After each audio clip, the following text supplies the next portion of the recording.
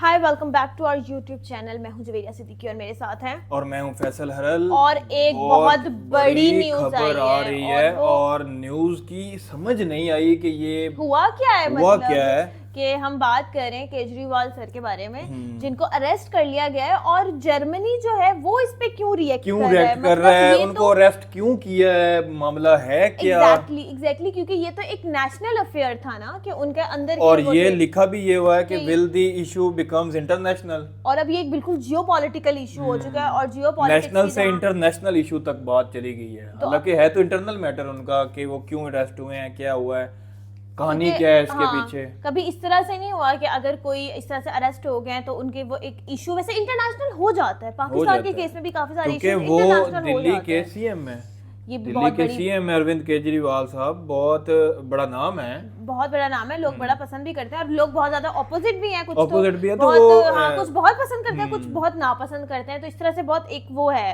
कि साइड्स पर हैं। अब देखते हैं कि भाई हुआ क्या इस वीडियो में, क्योंकि हमें प्रशांत धवन सर की वीडियो और बड़ी अच्छी तरह एक्सप्लेन कर देंगे कि मामला मुद्दा है क्या, कहानी है क्या, इंटरनेशनल ये अफेयर कैसे बन गया, ये भी तो हमें जानना है। नमस्कार नहीं welcome you all to study IQ. मैं हूं प्रशांत धवन। नाउ जैसे आप लोग जानते हैं, हाल ही में दिल्ली के चीफ मिनिस्टर अरविंद केजरीवाल पहले चीफ मिनिस्टर बने हैं भारत के इतिहास में जिनको ऑफिस में बैठे हुए जेल हो गई। यहाँ पे आप देख पाएंगे the first sitting chief minister to be arrested. और ऑब्वियसली ये न्यूज दुनिया भर में फैली है, CNN, BBC सबने इसको कवर किया और अब एक एक करके कंट्रीज भी इस पर रिएक्शन देना स्टार्ट कर रही है। पहला रिएक्शन आया है, ऑफिशियल रिएक्शन जर्मनी की तरफ से। ना पाकिस्तान में जो जर्नलिस्ट हैं वो काफी रिएक्शन कर रहे थे, मगर सरकार उनकी काफी हद तक चुप है। जर्मनी का जो रिएक्शन है ना, इसकी जो वीडियो है ये आज के समय सोशल मीडिया पे काफी वायरल हो रही है, क्योंकि जर्मनी इससे पहले काफी बार इंडिया के जो इंटरनल इश्यूज है इस पर कमेंट कर चुका है और इसकी वजह से इंडिया जर्मनी के बीच में काफी स्टेटमेंट्स भी एक्सचेंज हुई। फॉर एग्जांपल 2022 में जो जर्मनी की विदेश मंत्री हैं बेयरबॉक, इन्होंने ये कह दिया था पाकिस्तान के विदेश मंत्री के साथ खड़े होकर कि यूनाइटेड नेशंस को एंश्योर करना होगा कि ह्यूमन राइट्स प्रॉपरली फॉलो किए जाएं कश्मीर में। इस स्टेटमेंट के बाद इंडिया ने प्रॉपर रिप्लाई दिया कि आप आतंकवाद को इग्नोर करोगे सेल्फ इंटरेस्ट के लिए तो इससे देखो पीस पर तो इंपैक्ट आएगा। बहुत ज्यादा इंडिया का हार्ड रिप्लाई था जर्मनी को। और इसके अलावा भी जर्मनी ने काफी बार, जब इंडिया में मान लीजिए किसी फैक्ट चेकर को अरेस्ट किया जाता है, उस पर जर्मनी काफी बार कमेंट करता है कि don't jail journalist for what they say, India is a democracy. ये जर्मनी काफी बार इंडिया को रिमाइंड करवा चुका है कि इंडिया डेमोक्रेसी है, यहाँ पे जो लॉज हैं ये प्रॉपरली एनफोर्स होने चाहिए। BBC की जो डॉक्यूमेंट्री का रिसेंट इशू सामने आया था, उस टाइम भी जर्मनी ने इंडिया को कहा था कि प्लीज फ्रीडम ऑफ प्रेस को अपहोल्ड करिए। तो सब लोग इंटरेस्टेड थे कि जर्मनी अब जब अरविंद केजरीवाल के अरेस्ट पर जो कमेंट कर रहा है तो ये लोग क्या कहेंगे। ना जो ये क्लिप सामने आई है, कुछ सेकंड्स की क्लिप है, ये मैं चाहता हूं आप देखिए, उसके बाद मैं आपको बताऊंगा कि जर्मनी ने कहा क्या है और फिर हम ये भी डिस्कस करेंगे बहुत ब्रीफ में कि ये लिकर केस है क्या और केजरीवाल को अरेस्ट किया क्यों गया है। In Indien ist gestern eine der führenden Persönlichkeiten der Opposition, Arvind Kejriwal, festgenommen worden, der Regierungschef vom Land Delhi. Das ist nur wenige Wochen vor den Wahlen. Die Opposition sieht dies als politisch motiviert. Wie bewertet die Bundesregierung diesen Fall? Danke, also wir haben den Fall zur Kenntnis genommen. Indien ist ein demokratisch verfasstes Land und wir gehen davon aus und erwarten, dass die Standards in Bezug auf die Unabhängigkeit von Justiz und demokratischen Grundprinzipien auch in diesem Fall Anwendung finden werden. Und wie jeder Beschuldigte hat Herr Kejriwal Anspruch auf ein faires, unvoreingenommenes Verfahren. Das schließt ein, dass er von allen bestehenden Rechtsmitteln ohne Einschränkung Gebrauch machen kann. Und die Unschuldsvermutung ist ein zentrales Element der Rechtsstaatlichkeit und muss für ihn gelten. ना इस बार Germany की तरफ से जो statement आई है काफी हद तक डिप्लोमेटिक थी। इंडिया को कोई डायरेक्ट नसीहत इन्होंने नहीं दी, यही कहा कि इंडिया एक डेमोक्रेटिक कंट्री है और हम उम्मीद करते हैं कि जिस तरीके से एक डेमोक्रेटिक कंट्री में प्रॉपर लीगल प्रोसेस होता है वो यहाँ पर रखा जाएगा आगे। और एक बहुत ही इंपॉर्टेंट बात इन्होंने यहाँ पर यह कही है कि presumption of innocence is central element. ये आपको समझना होगा। इन्होंने ये कहा है कि मेन चीज इंडिया में जो हम भी खुद भी देख रहे हैं इन सबको, इस पर ध्यान देना चाहिए कि प्रिजम्पशन ऑफ इनोसेंस सबसे ऊपर हो। ना प्रिजम्पशन ऑफ इनोसेंस है क्या? ये एक लीगल कॉन्सेप्ट है इसका मतलब ये होता है इनोसेंट टिल प्रूवन गिल्टी, मतलब कि जिस पे आरोप लगे हुए हैं ना उस पर यह जिम्मेदारी नहीं होनी चाहिए कि वो खुद को इनोसेंट प्रूव करे। जो आरोप लगा रहा है मेन जिम्मेदारी उस पर आती है कि वो प्रूव करे कि जिस पे आरोप लग रहे हैं वो गिल्टी है।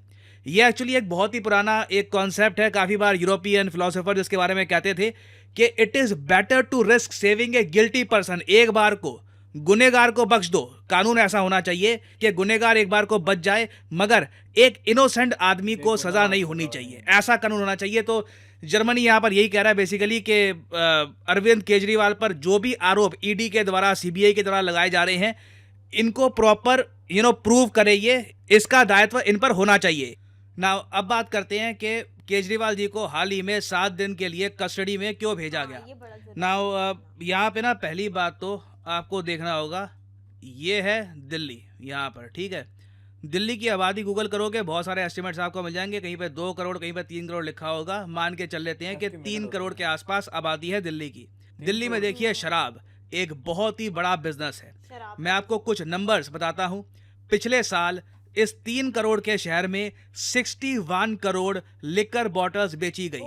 आप अगर बाहर निकलते हैं सरकारी ठेका या किसी आपने लिकर की शॉप में देखा होगा, जो भीड़ लगती है, जिस डेस्परेशन से लोग मांग रहे होते हैं लिकर, आप समझ सकते हैं कि कितनी ज़्यादा डिमांड है इसकी। और ये ओवरऑल जो बिजनेस है लिकर का, सिर्फ दिल्ली की बात कर रहा हूँ, इंडिया तो ऑल टुगेदर अलग ही पिक्चर है।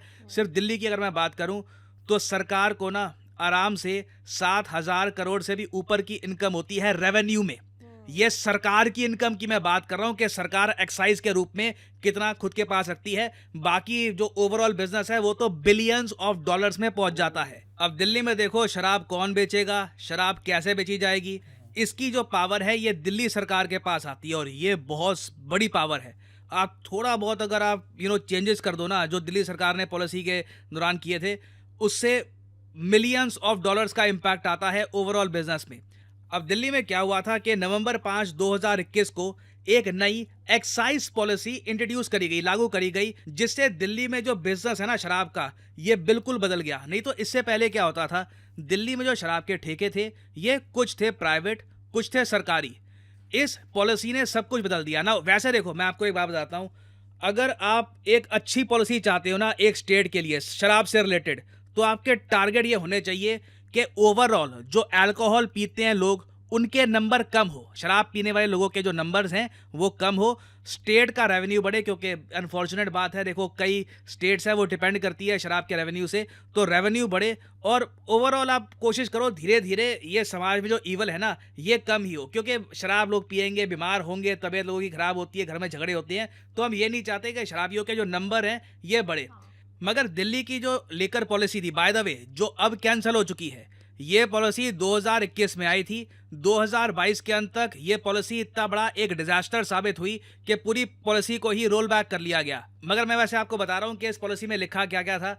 आप एक बार को शराब की जो डिलीवरी है रात के 3 बजे तक भी कर सकते हो। बहुत सारे शराब के आउटलेट्स ओपन कर दिए गए। जो शराब बेचने का लाइसेंस है ये बहुत सारे प्राइवेट सेलर्स को बेचा गया। तो इससे इन दी एंड हुआ क्या कि शराब पीने वालों के जो नंबर्स हैं ओवरऑल ये तो बढ़ गए, मगर अजीब बात देखिए, सरकार को एक्साइज के रूप में जो उम्मीद थी पैसे की, उतना पैसा बिल्कुल भी नहीं आ पाया। और यहाँ पे आप देख पाओगे ये 2022 का आर्टिकल है। दिल्ली सरकार ने एडमिट किया था उस वक्त कि हाँ जी हमारा रेवेन्यू जो एक्साइज के रूप में सरकार को पैसा मिलना चाहिए था ना, उतना नहीं आ रहा, उल्टा रेवेन्यू लॉस हो रहा है। अब ये बहुत बड़ी अजीब बात थी कि प्राइवेट प्लेयर्स को खूब सारे लाइसेंसेस बांटे गए।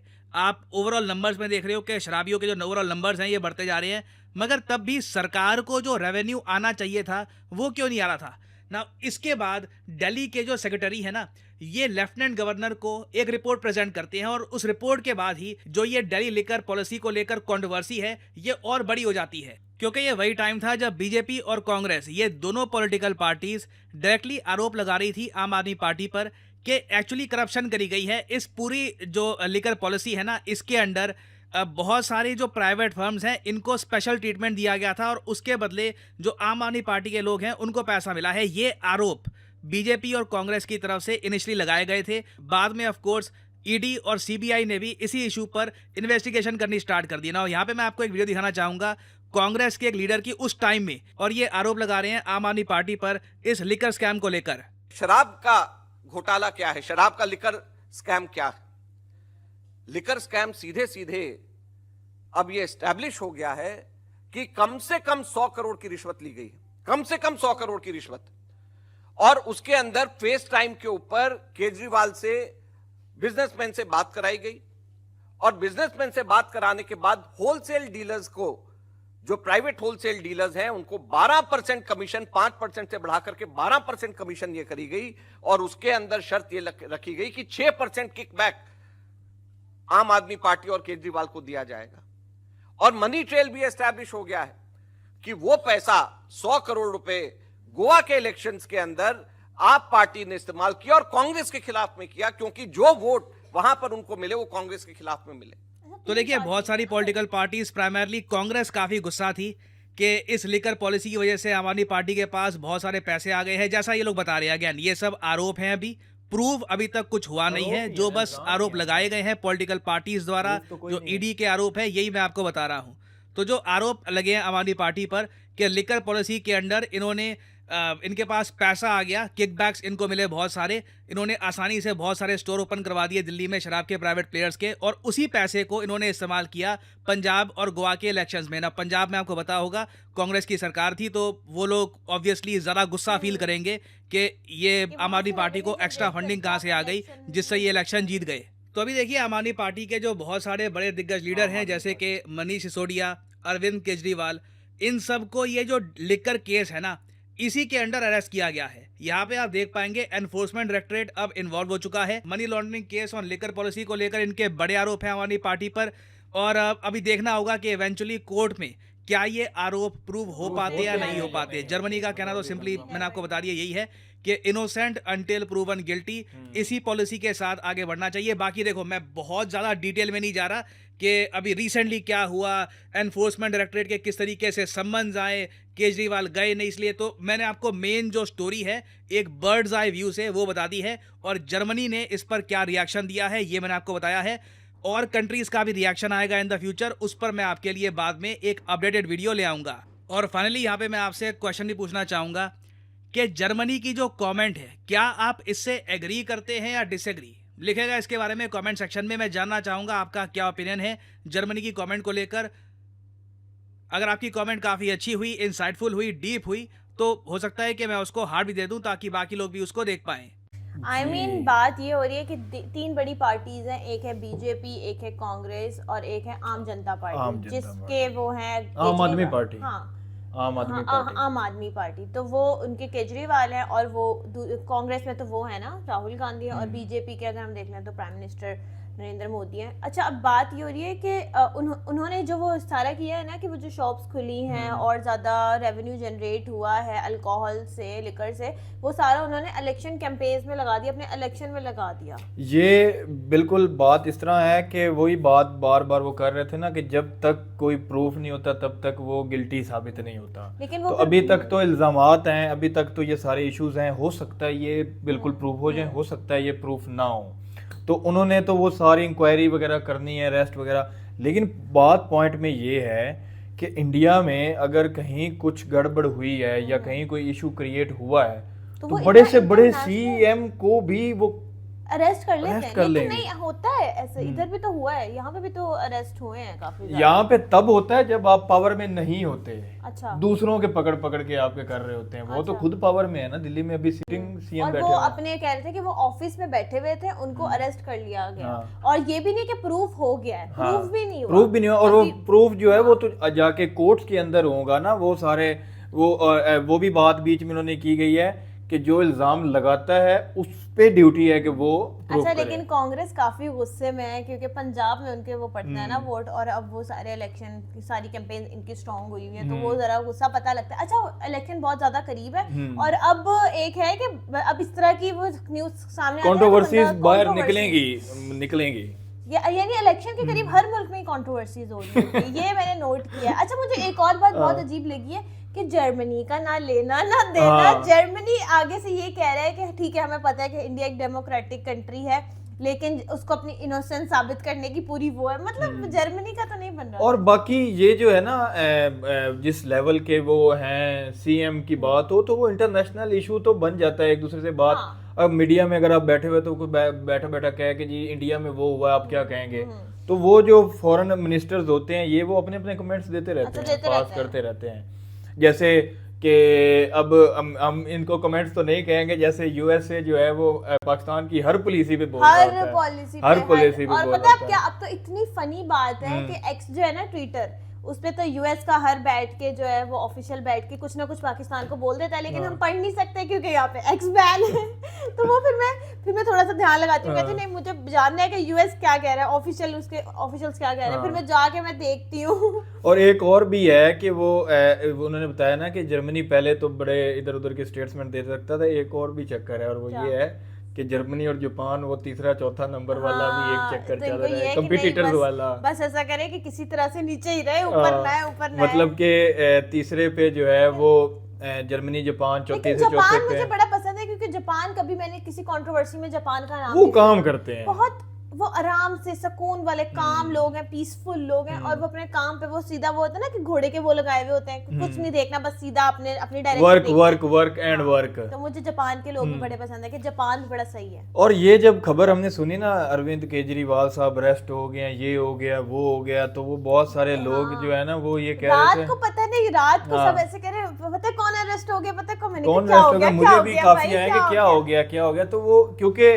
ये क्योंकि इंडिया का है इंटरनल मैटर, और यहाँ पे कोई बैठा हुआ किस तरह कमेंट कर सकता है, हम ये नहीं कह सकते कि कौन गलत है कौन सही है, हम ये कह सकते हैं कि ये जो स्टोरी सुनी है उसमें ये हो सकता है, वो हो सकता है ये हो, लेकिन बात जो मेन मुद्दा हमें नजर आया, मेन मुद्दा ये है कि लिकर है और उसका वो शराब के वो प्राइवेट ऑर्गेनाइजेशंस को लाइसेंस देना, और वो प्रॉफिट जो है वो जनरेट करना, और प्रॉफिट से फिर वो इलेक्शन तक की कैंपेन। ये तो एक बहुत अलग सी वो थॉट है कि हम नहीं चाहते कि लोग ज्यादा पिए या घरों में मारे पीटे या फिर उस तरह से वो अपनी जिंदगियां मुश्किल हो, ये तो लोग अपना खुद देख लेंगे ना इंडिविजुअली। अगर किसी ने पीनी है तो ठीक है वो जाके खरीदे, नहीं पीनी वो इंडिविजुअल है ना, ये तो सबका।